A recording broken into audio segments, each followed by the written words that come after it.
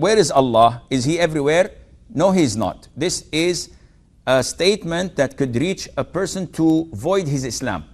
Allah Azza wa Jal is on His throne, is over His throne, on the seventh heaven, and subhanahu wa ta'ala is not in need of any of His creation, and Allah Azza wa Jal cannot be incubated or surrounded by any of His creation, subhanahu wa ta'ala.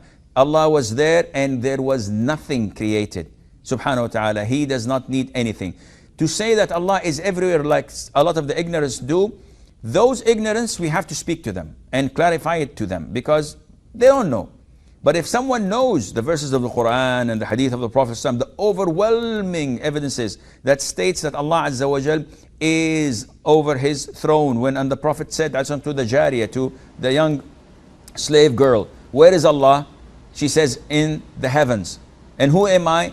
She says, you are the Prophet of Allah. He told her master, set her free, she's a believing woman. When Allah Azza wa Jal tells us that to Allah Azza wa Jal goes up the good words, and from Him comes down the decrees.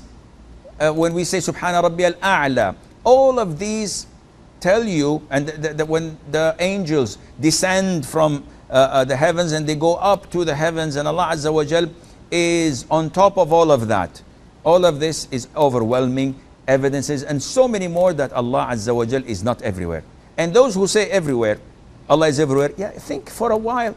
Yani, when I go, may Allah Azza wa Jal's name be exalted, when I go to the toilet, when I go to the bathrooms, when I'm in the sewer, Allah is there? How? Are you crazy?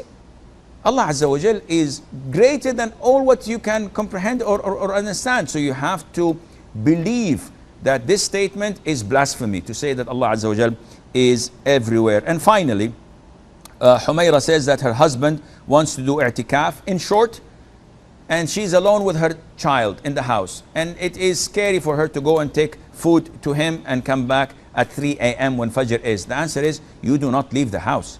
He does his i'tikaf for 10 days, the seclusion in the masjid at the last 10 nights of Ramadan. He does i'tikaf, this is good, this is sunnah. And he's allowed to come out to answer the call of nature, to have a meal, to take a shower and go back. But he does not socialize and sit and talk and chit chat. He does what he needs to do and go back to the masjid without any form of intimacy. And with this, we come to the conclusion of our episode of Ask Huda. Until I meet you on Friday next week, inshallah, I leave you fi amanillah. Wassalamu alaikum wa rahmatullahi.